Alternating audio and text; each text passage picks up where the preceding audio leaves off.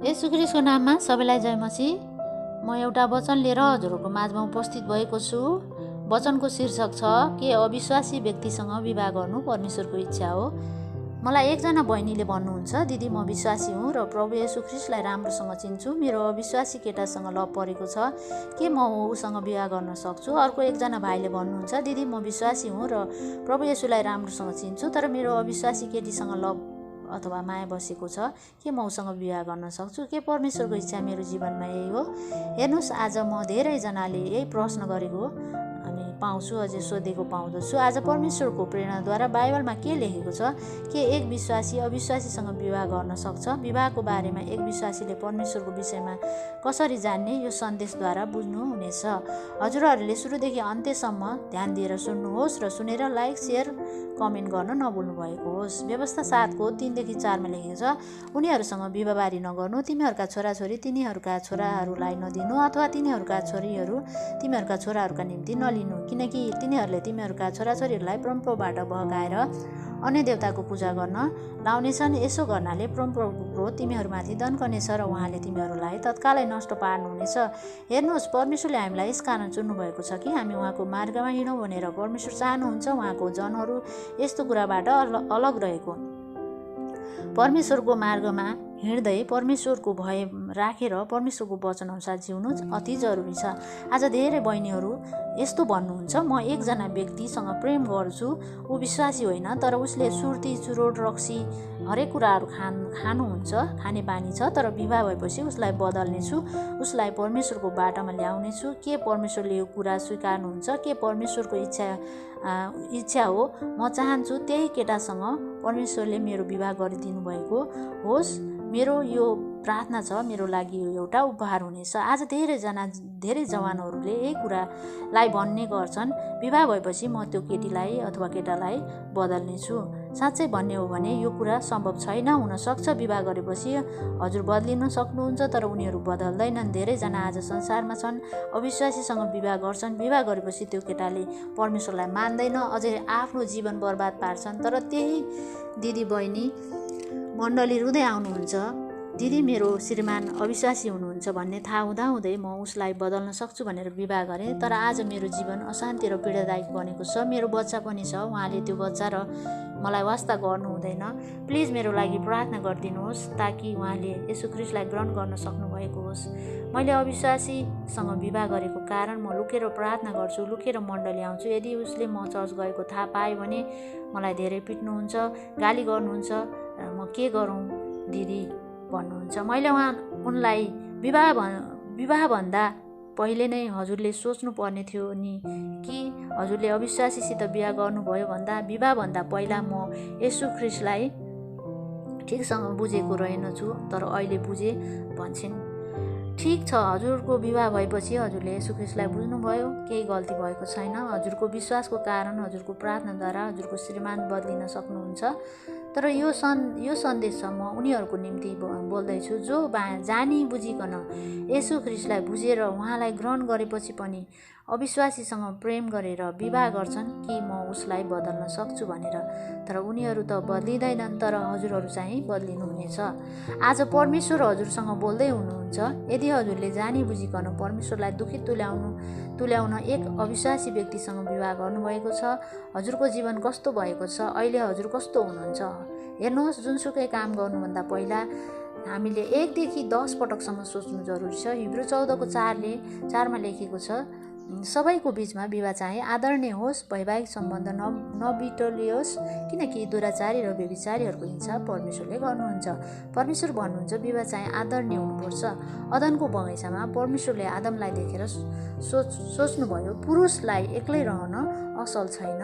उत्पत्ति 2:21-22 त्यहाँ लेखेको छ, परमप्रभु परमेश्वरले मानिसलाई मस्त निन्द्रामा पार्नुभयो र उनी निदाएको बेलामा उनका करङहरूमध्येको एउटा निकाल्नुभयो, यसको ठाउँमा मासु भरिदिनुभयो। जुन करङ परमप्रभुले मानिसबाट निकाल्नु भएको थियो त्योबाट स्त्री बनाउनुभयो, एउटी स्त्री बनाउनुभयो र बनाउनु भई मानिस कहाँ ल्याउनुभयो।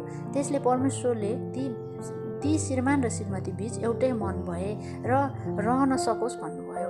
श्रीमान श्रीमती चाहिँ एक रथका दुई पाङ्ग्रा हुन्। त्यसरी रथको एउटा पाङ्ग्रा बिग्रियो भने रथ चल्न सक्दैन। त्यसै गरी परमेश्वरले पति पत्नीलाई परिवारको बीचमा बनाउनु भएको छ ताकि संसारमा परमेश्वरको महिमा भएको होस्। संसारमा एउटा व्यक्ति कस्तो तरिकाले जिउँछ परमेश्वरले परिवारको सम्बन्धद्वारा राख्नु भएको छ। बच्चा, आमा, बुवा सबैलाई यसकारण बनाउनु भयो कि त्यो सबै एउटा ब्यालेन्समा चाहिँ परमेश्वरले तयार गर्नुभएको छ। आज संसारमा कतिजना विवाह गर्छन्, कति स्त्रीहरू साडी जस्तै पति फेर्छन्, कति पुरुषहरू कपडा बदले जस्तै पत्नीहरू फेर्ने गर्छन्। के यो सही हो? के परमेश्वरले 2-3 विवाह गर्ने अनुमति दिनुभएको छ? परमेश्वरले मौका दिनुभयो हरेक पुरुषको एक स्त्री र एक स्त्रीको एउटै पुरुष होस्, किनकि विवाह एक पटक मात्र गर्नु असल छ, 2-3 पटक गर्नु असल छैन। त्यसैले यदि त्यो विवाह गर्ने व्यक्ति अविश्वासी छ भने ऊ नरकमा जान्छ। के हजुर पनि उसँग विवाह गरेर नरकमा जान चाहनुहुन्छ? सोच्नुहोस्। यदि हजुर साँच्चै विवाह गर्न चाहनुहुन्छ भने केटा र केटीको लागि प्रार्थना गर्नुहोस्। मण्डलीको आज्ञा अनुसार, आमा बुवाको निर्णय अनुसार विवाह गर्नुहोस्। यदि हजुरले आफ्नो इच्छाले गर्नुभयो भने पनि हजुरहरू धेरै पछुताउनु पर्नेछ।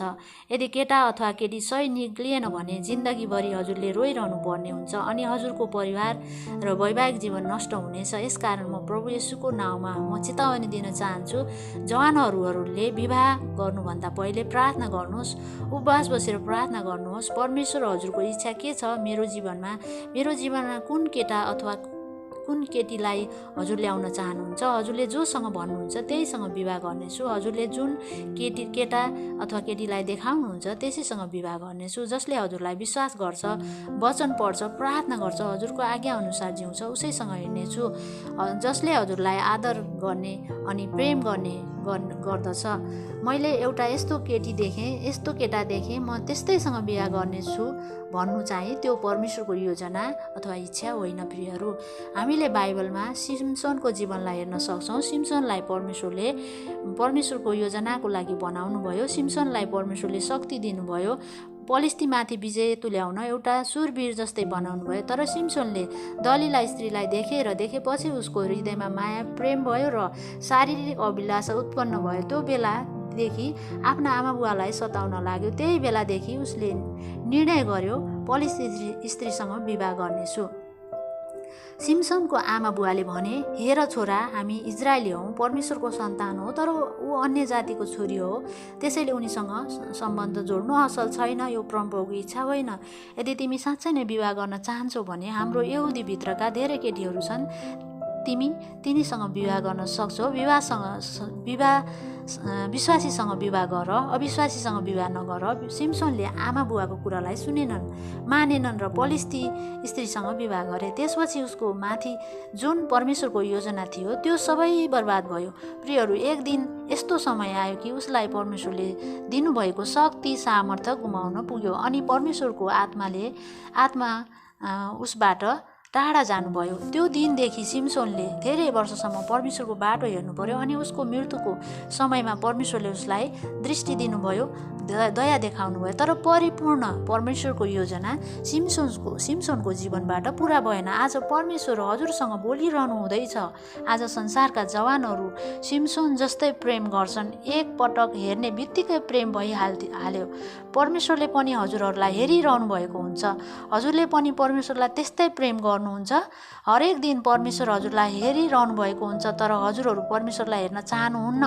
धेरै व्यक्तिहरू शारीरिक अभिलाषा, जवानीको अभिलाषालाई प्रेम गर्छन्। जसले परमेश्वरको प्रेमलाई प्रेम गर्छ उसको प्रेम सदा रहनेछ। जो व्यक्ति शारीरिक अभिलाषाको निम्ति जिउँछ उसको प्रेम क्षणिक समयको लागि मात्र हुन्छ। सायद विवाह भएपछि 1 साल 2 सालको लागि मात्र हुन्छ।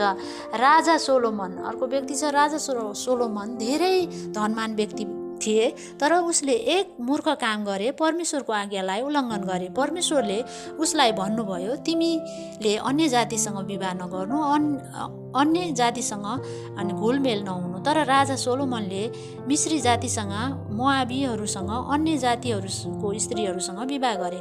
उनीहरूसँग आफ्नो सम्बन्धलाई बढाउन थाले। त्यसपछि के भयो हजुरहरूलाई थाहा छ?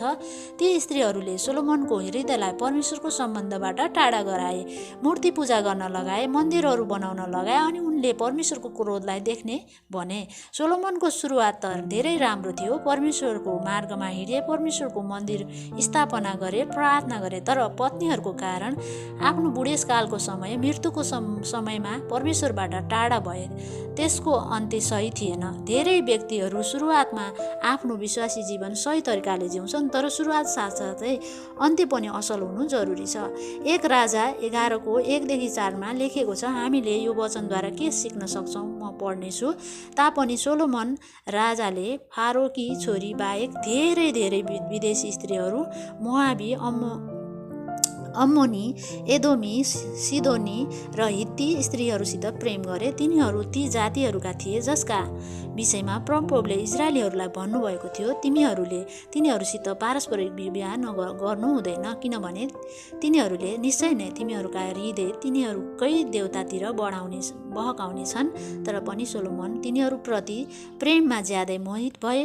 तिनका 700 राजकुमारी पत्नी र 300 उपपत्नी थिए र तिनीहरूले तिनको हृदयलाई बहकाइदिए। सोलोमन वृद्ध हुँदा तिनका पत्नीहरूले तिनको मन अरू देवताहरूतर्फ फर्काइदिए र तिनका आफ्ना पिता दाउद चाहिँ सम्पूर्ण रूपले परमप्रभु आफ्ना परमेश्वरका भक्त भएनन्। बाइबलमा स्पष्ट लेखिएको छ, सोलोमनको मन परिवर्तन गरिदिए। त्यही स्त्री ठिक छन् भन्ने भन्ठान्थे। यसैले हजुरले आफ्नो जीवनलाई परमेश्वरमा समर्पण गर्नुहोस् र स्वीकार गर्नुभएको होस्। जब हजुरले परमेश्वरको इच्छा अनुसार जिउने इच्छा गर्नुहुन्छ, तब परमेश्वरले हजुरको योजनालाई पूरा गर्नुहुनेछ। विवाह गराउन मद्दत गर्नुहुनेछ। विवाहको लागि गलत बाटोलाई नअपनाउनुहोस्, हतार नगर्नुहोस्। परमेश्वरको समयलाई कुर्नु भएको होस्, नत्र जीवन बर्बाद हुनेछ। धेरै आज यस्ता घटनाहरू छन्। विवाह विच्छेदन, अदालत धाउनु पर्ने, धेरै परिवार बर्बाद भएका छन्। हेर्नुहोस्, विवाह आदरणीय हुनुपर्छ। विवाह एक पटक एक व्यक्तिसँग हुनुपर्छ। पति पत्नी एक देह र आत्मा जस्तै रहनु पर्दछ। त्यसैले हजुरहरूले आफ्नो इच्छालाई त्यागेर परमेश्वरको इच्छालाई खोज्नुहोस्। परमेश्वरले अवश्य पनि हजुरलाई मार्ग निर्देशन गर्नुहुनेछ अनि सही बाटोमा हजुरको विवाह हुन, असल केटा र केटीसँग हजुरको विवाह गराउनुहुनेछ। प्रार्थना गर्नेछु हजुरहरूको लागि। अनि बाइबलले पनि भन्दछ, कसैलाई पनि अनि जोडीको खाँचो हुँदैन भनेर बाइबलले भन्दछ। अनि आफ्नो जोडी चाहिँ परमेश्वरले तयार गर्नुभएको छ भनेर विश्वास गर्नुहोस्। म हजुरहरूको निम्ति प्रार्थना गर्नेछु। आउनुहोस्, प्रार्थनामा जानेछौँ। अनुग्रहकारी दयालु परमेश्वर पिता, यो समय प्रार्थना गर्छु। हजुरले यो वचनद्वारा भन्नुभयो कि एक केटा र केटी कसरी रहनुपर्छ, कसरी आफ्नो जीवन चलाउनु पर्दछ। हजुरले भन्नुभयो अन्य जातिसँग, अन्य स्त्रीहरूसँग, पुरुषसँग विवाह नगर्नु। जो विश्वासमा छन्, जो प्रार्थनामा छन्, उनीसँग विवाह गर भनेर हजुरले भन्नुभएको छ, ताकि हजुरबाट म टाढा हुन नपरोस्। सोलोमन र सिम्सनले आफ्नो जीवन बर्बाद गरे। सुरुको अवस्था उनीहरूको धेरै राम्रो थियो। जब अन्त्यको समयमा जब उनीहरूले शरीरलाई छोड्दै थिए, त्यो समयमा उनीहरूले धेरै पाप गरे, हजुरलाई धेरै दुखित तुल्याए। अन्य जातिका स्त्रीहरूसँग विवाह गरेको कारण उनीहरूको मन हजुरहरूदेखि टाढा गरे। पिता, आज प्रार्थना गर्छु, प्रभु, जति पनि जवान केटाकेटीहरू यो समस्याबाट पीडित छन्, उनीहरूलाई याद गर्नुहोस्। परमेश्वर, उनीहरूलाई हजुरको मार्गमा हिँडाउनुहोस्। प्रभु, उनीहरूलाई पवित्र जीवन र हजुरको भयमा र आफू समर्पित जीवन, तपाईमा समर्पित जीवन दिनुहोस्। विवाहको बारेमा जान्नको लागि सहायता गर्नुभएको होस्। दयालु परमेश्वर पिता, एकपटक हजुरको हातले स्पर्श गर्नुभएको होस् परमेश्वर, ताकि अन्य जातिसँग विवाह गरेर 2-3 पटक विवाह गरेर आफ्नो जीवन बर्बाद हुनदेखि रोक्नुहोस्। परमेश्वर पिता, म प्रार्थना गर्छु, हजुरले यो प्रार्थना सुन्नुभएको छ र उनीहरूको जीवनलाई हजुरले आफ्नो मार्ग निर्देशन दिनुहुनेछ भन्ने विश्वास गर्दै यो वचन हजुरको माझमा राख्दै प्रार्थना गर्छु। येशू ख्रीष्ट तपाईँको नाउँ।